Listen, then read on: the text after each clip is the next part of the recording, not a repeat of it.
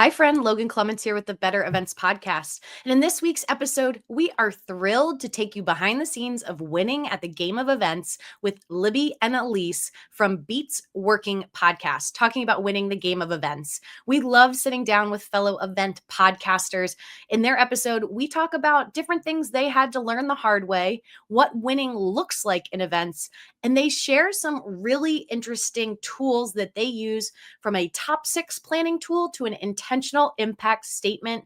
I promise you, no matter if you think you're winning at events or you're unsure if you are, this episode is for you. We can't wait to see what you think of it. So without further ado, let's get into the episode.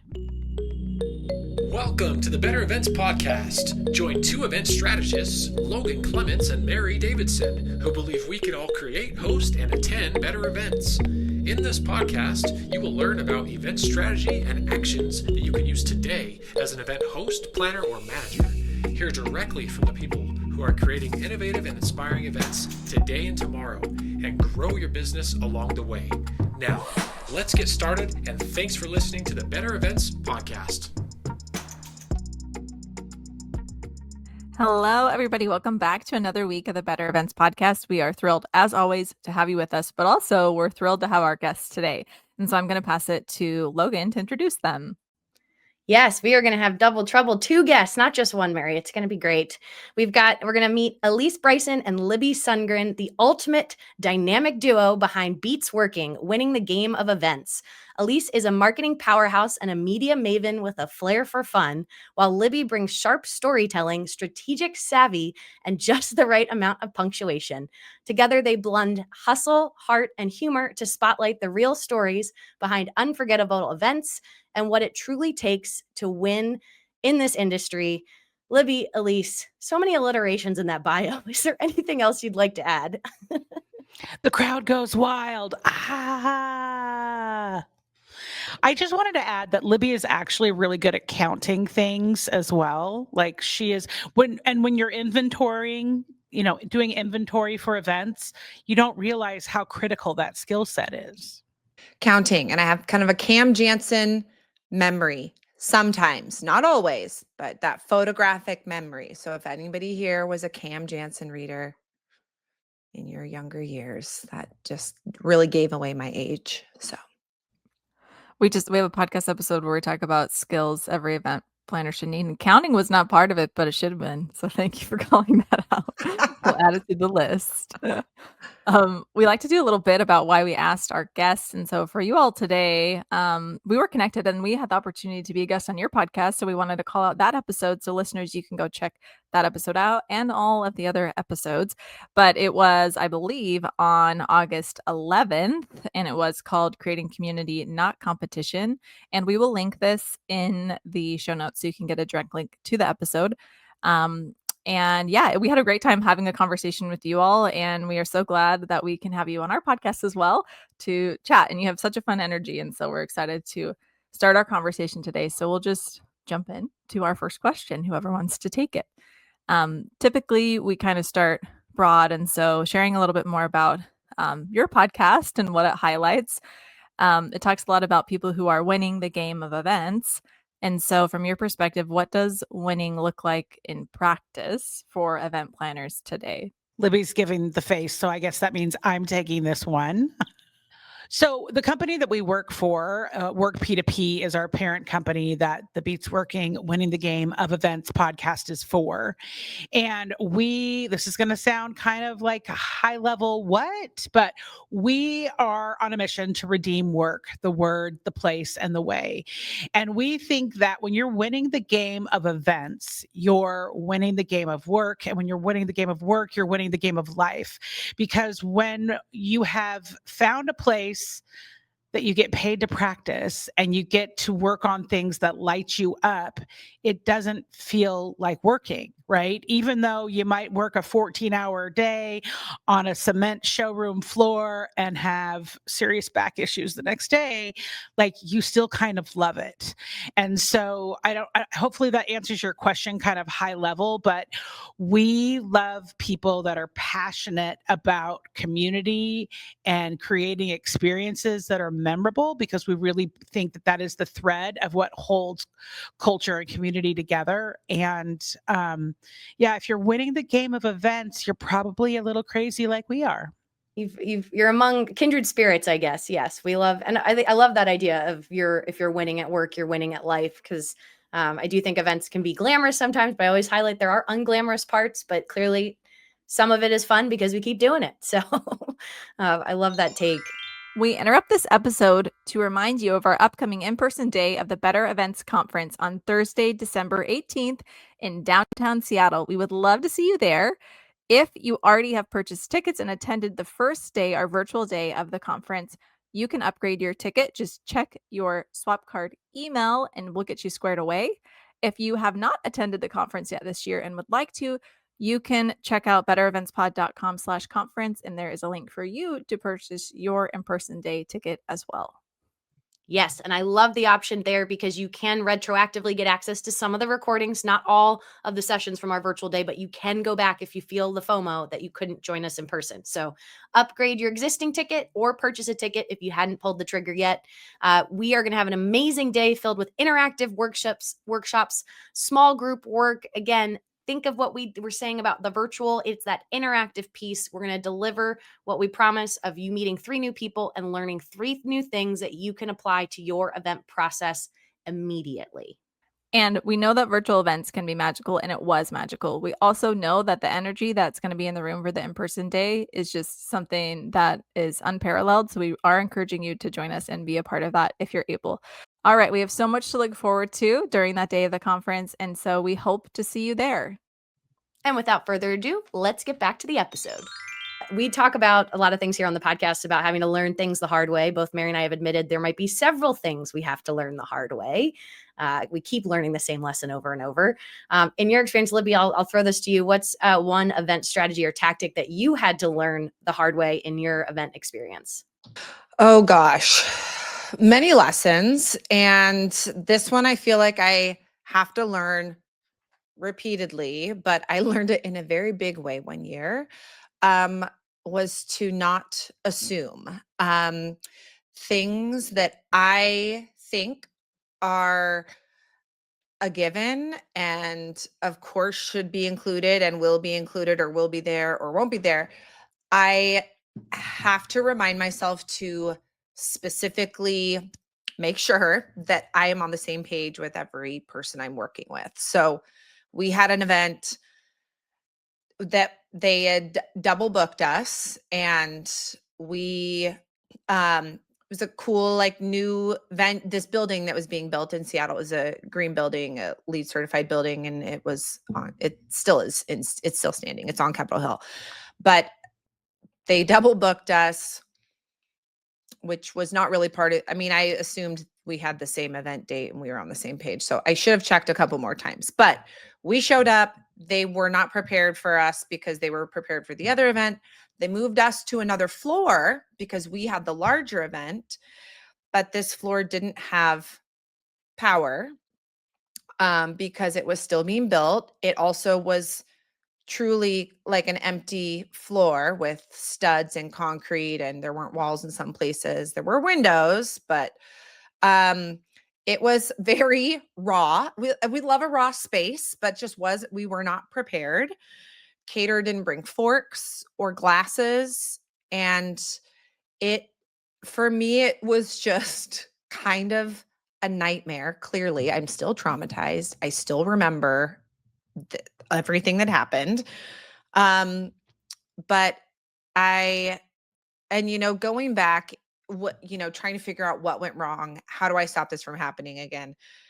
There was just communication. It was just in the communication. I assumed that what I was talking about was there, and their interpretation was just something different. So there was just Assumptions made. Don't do that. I think that's actually honestly, such a great one because I've been talking to people and sometimes I phrase questions in a way where I don't want to make someone feel bad. And I also don't know if I'm 100% right. So I'm like, I assume that la la la la la. And some people are like, never assume anything. And it always just makes me laugh. But also, I'm double sad to say that that has also happened to me before. We booked a venue and then 2 weeks before they realized they double booked us as well and moved us to a different floor. So I am sad to say that this apparently happens sometimes. But yeah, similar situation downtown Seattle. So womp womp. I actually love this question though. So I do want to ask Alysse, is there anything burning on your brain about one event strategy or tactic that you've also had to learn the hard way? Well, I'm still trying to recover of the trauma of the event that Libby just spoke about because I remember that event very clearly, and we had to literally load out of the venue by the light from our iPhones because there was no And electricity. these were old iPhones. You guys, this was not recently. This was a No, long back in the time ago day. when this Mhm. was a LEED certified green building was kind of new. So these were first gens probably.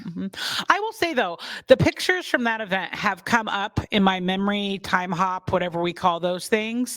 And everybody looks like they're having a great time. So I really think the only people that are still traumatized are you and me and this other small staff of people we had working with us. I Probably. think, And the one person who did well, email me with a true, very true. upset complaint about the True, forks. true. There's So there's that person. There's that person. What's another event I've had to learn something from the hard way? I think that you have to, there's things when you do a first year event that you're hopeful will become a second, a third, a fourth, or a fifth. And so you're trying to think of everything, but you're not going to. You're just not going to. You're going to miss something. And so, it sometimes it can be a painful something. But I think that instead of beating yourself up about it in the moment when you can't do anything about it anyway, I think the best thing that I have learned is even though you're tired the next day, right? You're ready for some me time and maybe a massage or a nap. I actually think that is the very best day to grab your team that worked on the event and at least just word dump everything, all the good, all the bad. You don't have to do anything with it. You don't have to organize it. You don't have to problem solve it, but get it all captured so that a couple weeks down the road, a couple months down the road, when you need to start preparing for the next round, that you've captured what you've learned. Because it's easy to forget. It's easy to remember the pain in the moment, but sometimes if it's not that big of a deal, it's hard after the fact. Yeah, Mary's mentioned before on the podcast, I think she's done a good one of she'll just do a voice note like in the car on the way home of just trying to brain dump while it's fresh because Very I'm with you. emotional. Yeah. Mine, I like more writing. And at least to your point, you can clearly tell some of my post-event reports, I wrote them in the moment and it's like 16 pages of just unhinged train of thought. But always there is think nuggets of helpfulness later. Like spreadsheet, color coded. Yeah. I like that voice note on the way home idea, Mary. I think that's really good. I am usually calling Libby on the way home and talking about either things that are really, really funny or things that are really, really bad. It's usually we one of the two record things. those. We should start recording those. Yeah, absolutely. We can turn those into a podcast. Oh God. Heaven help the listeners. we've done it. We've done an episode that was fun. We did voice notes to our just a voice recording while we were on site at different events, and then we played those, and it was very funny to react afterward because one, you could clearly tell in my voice I sound exhausted. It's like Your voice was like 4 octaves lower or something, or something like that. Yeah, it was. I feel like it was either octaves lower or it was scratchy. Like you could just tell I'd been yelling. I had a marching band behind me for 5 days in a row that I was stage managing, and I clearly just wrecked my throat and was exhausted. That's amazing. I think we're going to borrow that strategy for an upcoming episode for sure. Yeah. Well, again, so much is what we do is learn by doing. And I think I appreciate you guys sharing those because it's not always fun to talk about when things go wrong, but it's also quite, informative. And Libby, just when you were talking, I'm already, if you could see me, I am stress sweating over here. Oh my gosh. Stress. I am right now just reliving the moment. Yeah. It was you're instantly back there. It's just oh, dang. Okay. Cause it's one of those things where, yeah, you find out you're double booked and now it's not so much you're we could dwell on this and be angry. Or it's what are we going to do about it? Like, what's the next best step? Because the event's still happening. You know what? What's funny about this particular situation is I very distinctly remember when Libby called me. I was getting ready to leave the office and head towards the event, and she was like, and she was very calm. That's the one thing that Libby is good at many things, but she is very much can be the duck where it just looks like everything's smooth sailing, but then underneath the water, she's paddling like a maniac. And she was like, okay, listen, you know, they've double booked us, but we have a solution and it's going to be okay. Like, she kept calm so that on my way there, I stayed calm. And I mean, if she hadn't have done that, we've all been around those people that get frazzled and they just then make everybody frazzled, and it's not helpful. So I think that's another really good tip and a great skill that Libby has, is when the things go wrong in events, just take a beat and just try to stay as calm as possible.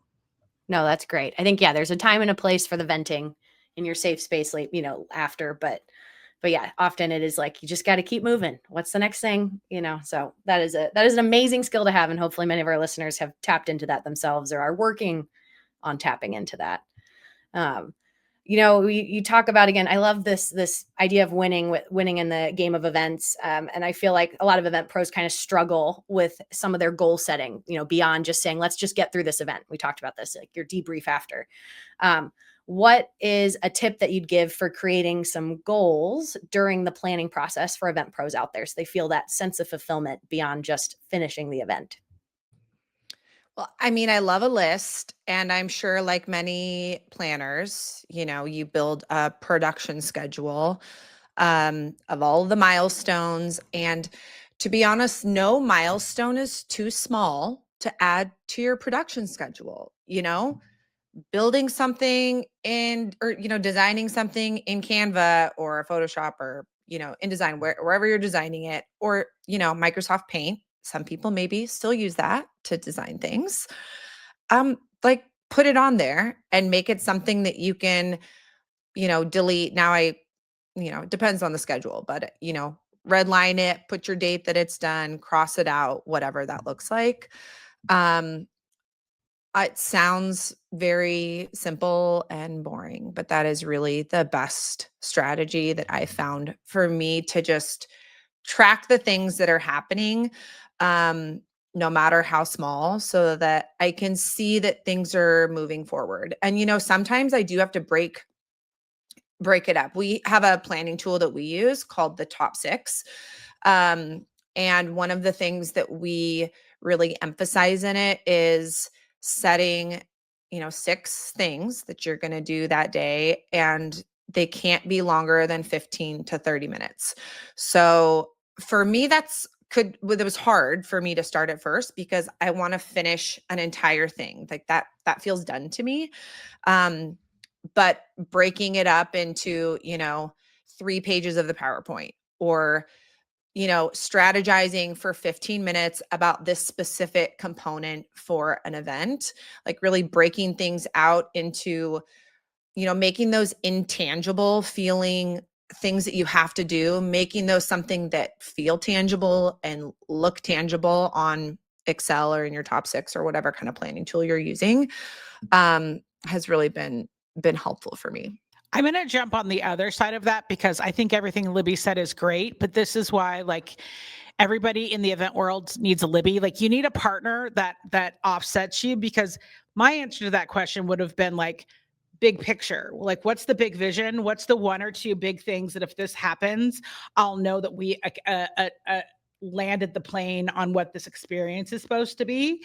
But to be clear, those things will never happen without the Libbies of the world that are diving into the details. So that's why so many events, like, people work in teams or more than teams, because you need all the different ways that people come at looking at success to actually get over that finish line. But I love your list, Libby. I'm so glad you do them. Well, we need you for the big picture. We need you for those Ferris wheels, because otherwise, you know, just be a big list at the end. I love those. I love both of those points for sure, and I love the ideas and the like the top 6 thing that you mentioned, I am going to probably implement that with my team. I think that sounds like an amazing thing to do. So thank you. Really great tips. Also, this is like completely to the side, but when you talked about Microsoft Paint, I just saw a video on Instagram that was like when we were young, how we would like do art in Microsoft Paint and like the squiggly lines trying to like make a sun or something like that. And now everyone's like using AI and things are beautiful, and it was hilarious. But that is not relevant to what we were talking about. You just reminded me of that, so I had to share it in case anyone's seen that video. Okay, so you started talking about this earlier when you were explaining kind of like the purpose of your podcast. We love talking about purposeful things, and purpose and fulfillment, I think, kind of go hand in hand there. So for event professionals listening, what's one small shift that they could make in their day-to-day that would make their work feel more purposeful? Practice saying no. Say no to things that are not in alignment with what you're actually working towards. So I would love to share our top 6 tool with you guys like offline. It's a really cool spreadsheet. If you're into spreadsheets, it's totally going to make your heart sing. But we also have an exercise at Work P2P that we have a video that you can take yourself through it to get an intentional impact statement, which is essentially a vision statement or a mission statement like you would have for a company, but this is for you. And so we all have one. Mine has changed over the years. I'm not sure how many times. It actually just changed again, but it had been the same for about a year. But I look at that as a filter. And so if I'm doing something and it's not in alignment with that very succinct statement, I don't do it. I say no. And so that's bringing this back to the beginning of what I just said. You got to get good at saying no to stuff, because not doing something is still an action, and it frees up time and space, not just in your mind, but in your body and your energy, so that on the things that are really important, that you really light up your purpose, that you are bringing your best self to those. And I mean, as Alysse said, it's called the intentional impact statement. So, Sherlock Holmes could tell you that means it's based on intention. But that is something that we focus on a lot too in our company and in our work and our, work, home, everywhere life. But when you're leading with intention, and it does take practice, and I still forget it all the time, but it's here to remind me every day. But really creating intention with the things that you're doing, the things you're saying, the conversations that you're having with people, the listening that you're doing. Listening with intention is really hard, especially when you want to make sure they hear you, or like they hear your advice or hear your plan, or whatever that is. But really trying to weave intention into your day and into your communication and your interactions with others really can shift the way that you feel about your work, and the way that other people feel about you and your work as well. Those are 2 great shifts. I go kind of hand in hand. I'm like, at least saying no is hard, I think, for a lot of event folks when we're so industry, customer service driven, where you want to be the yes and more on the improv side of things. But that has been something, as I've evolved as a professional, I've learned that a no to something is a yes, or a yes to something is a no to something else kind of thing. And had some serendipity that's worked out well, because I said no about some availability because of a vacation. And then the 4th person that asked me was like a dream gig, and I said yes and shifted my vacation. And I went, wow, if I had not been going on vacation, I would have said yes to the first thing. And then when the 4th thing called me, I would have been like, I'm so sorry, I'm already booked. So, that's really helpful. And Libby, follow-up question for that with your intentional impact statement. Is that something you guys have, and maybe Alysse, if you want to speak to it too, do you have that like somewhere visibly that you see it physically around you, or digitally? Like, how does that then incorporate into your daily habits? I mean, I have it on, a little note on my computer. I mean, I have it in so many digital places. And then, written out on a little sticky note here. And then we use it when we do kind of like annual planning for the year, or we work on trimesters. So we do these kind of big like trimester check-ins. So mine hasn't changed really since I did it because I'm always like, nope, that's the one. This is where I am right now in my life. And so it's easy, they're not long either. They're short, it's a one sentence statement. So, you remember it pretty quickly. But Alysse, where do you keep yours? Do you have a tattoo of it yet? I don't have a tattoo on it yet, only because, as you know, mine changes much more regularly than yours. But here's my current one, just to give you guys a little sample. I use my magnetic personality, lived experience, and innovative creativity to curate and amplify high impact connections. So it's pretty broad, right? It's pretty broad. But if whatever I'm working on, it doesn't North Star to that, I can say no. And as the oldest gal on this group, I just turned 50. I promise you, as you age, it gets so much easier to say no. And if I could give you any advice, if I could go backwards, I would just start saying no sooner and more, right? Because think about it like the editing process, right? When you're working on a piece, the more that you edit out, they talk about this a lot in book writing. You have to kill some of your darlings to make the book even stronger. It's that way with your life. It's that way with events as well. And so we do have a video. We will send you guys the link where you can go through this intentional impact statement on your own, and nobody's going to call you after the fact. We're not going to try to sell you anything. We do have some free courses you can take if it lights you up, but again, we're not going to sell you anything. Those are just there because we believe these tools are helping everyone inside of our company become their best self, and we think you only have one life. You don't have a work life and a personal life. You have one life, and they're like this all the time. They're constantly, intertwining. I love that because I don't think that's a perspective that is, I don't know if I could say this like as a whole industry, but like widely practiced, right? It is a kind of grueling industry at times, and the industry is so big too. So sometimes it depends like what you're doing and all of those things. Some, I think, aspects are harder than others, but I think that's really amazing that your company has that perspective, but that it also allows you as team members to implement that.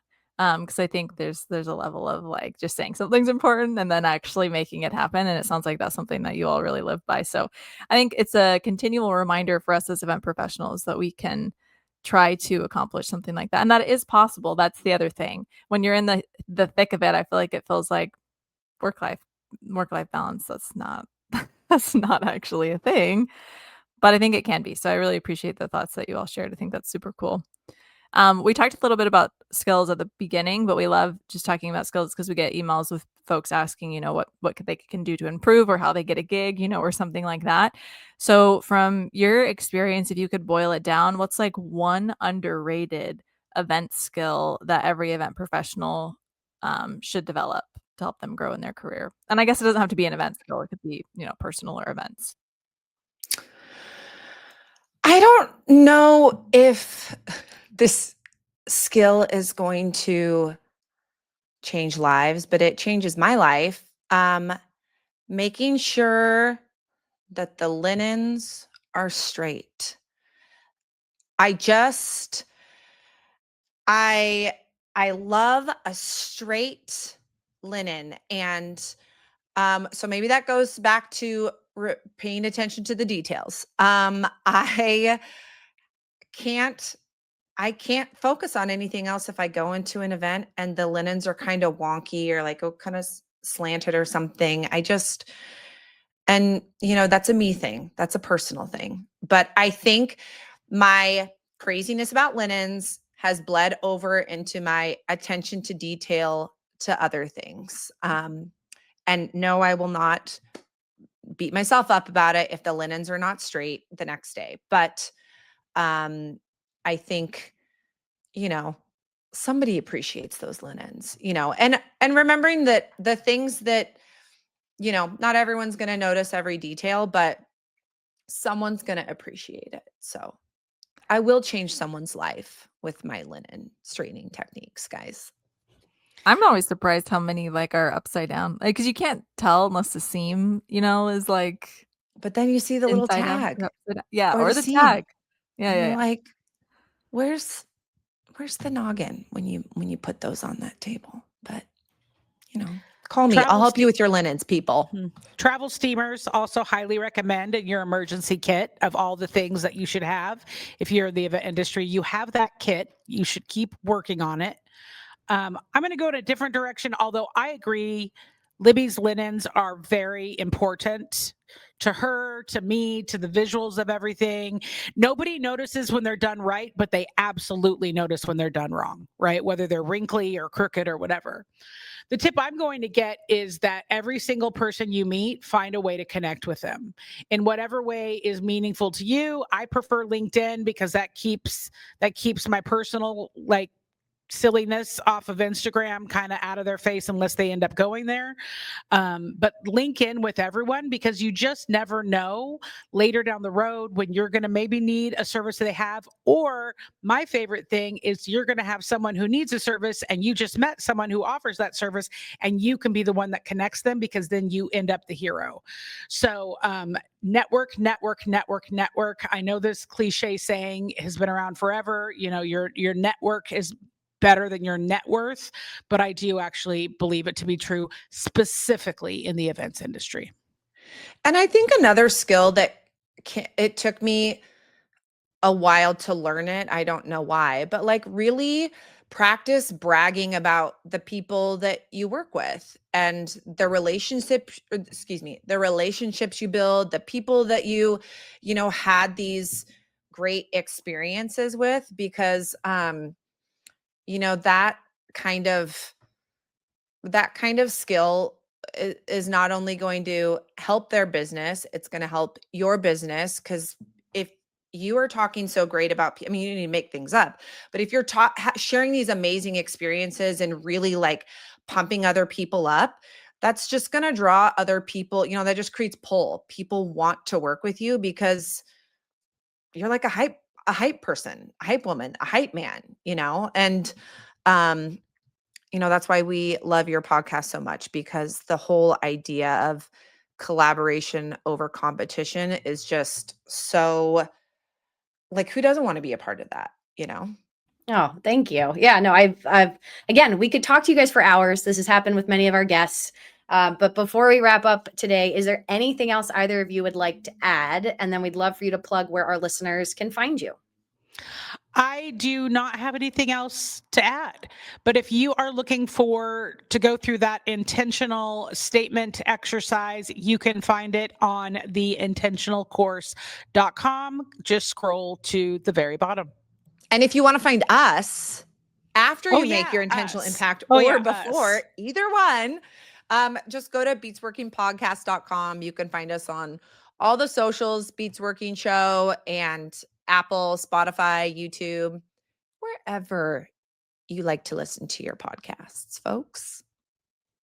Amazing. Well, thank you so much, Libby and Alysse. This has been so great. Thank you. This was the best. Part 2 coming soon. Thanks, ladies. And with that, it brings us to our bonus tip, which Mary, you have this week.